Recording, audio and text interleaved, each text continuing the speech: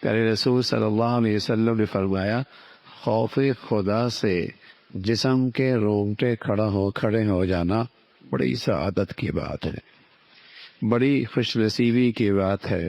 اور اس شخص کے جس کے خوف خدا سے جسم کے رونگٹے کھڑے ہو جائے، اس کی خطائیں اس کے جسم سے یوں جھڑتی ہے جیسے کسی پرانے سوکھے درخت کے پتے جھڑتے ہیں۔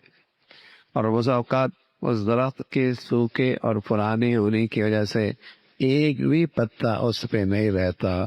جس شخص کے جسم کے رونگٹے اللہ کے خوف، خشیت، ہیبت سے کھڑے ہو جائیں، اس کی خطائیں بھی اس کے جسم سے یوں ہی جھڑ جایا کرتی۔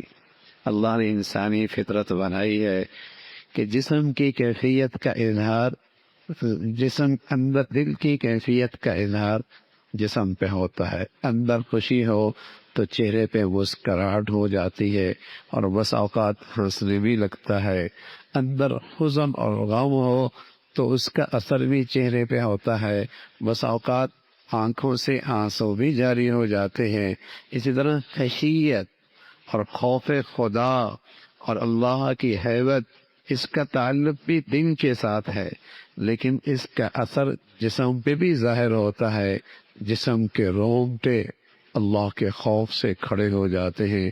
ایسی اللہ کی عظمت دل میں ہے، ایسی اللہ کی بڑائی دل میں ہے کہ کوئی خطا ہو گئی، کوئی غلط کر بیٹھا، لیکن فوراً ہی اللہ کا خیال آیا اور جسم کے رونگٹے کھڑے ہو گئے اس کی عظمت اور محبت میں۔ جیسے کسی شریف بچے کو باپ نے ساری زندگی نہیں مارا، لیکن جب اسے یہ پتہ چل جائے کہ میرے ابا کو میری غلطی کا پتہ لگ گیا ہے، اس کے جسم پہ اس کے رونگٹے بس اوقات باپ کی اس عظمت اور محبت کی وجہ سے کھڑے ہو جاتے ہیں۔ ایسی کسی خوش نصیب کو اللہ کی ایسی عظمت نصیب ہے، ایسی محبت نصیب ہے، اللہ کی ایسی معرفت نصیب ہے، خطا کر بیٹھا، غلطی کر بیٹھا اور پھر اللہ کا خیال آیا، اس کی عظمت کا فوراً استحضار ہوا اور جسم کے رونگٹے کھڑے ہو گئے۔ فرمائیے بڑی سعادت کی بات ہے۔ خطائیں یوں ہی جھڑتی ہیں جیسے سوکھے پرانے درخت کے پتے جھڑتے ہیں۔ اللہ رب العزت ہمیں بھی اپنی عظمت، محبت اور خشیت اور خوف نصیب فرمائے۔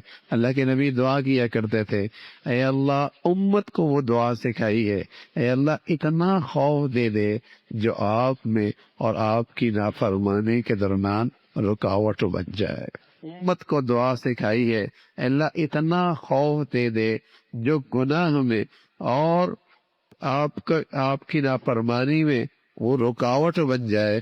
اتنا خوف نصیب فرما۔ اللہ یہ خوبی ہم سبھی کو نصیب فرما دے۔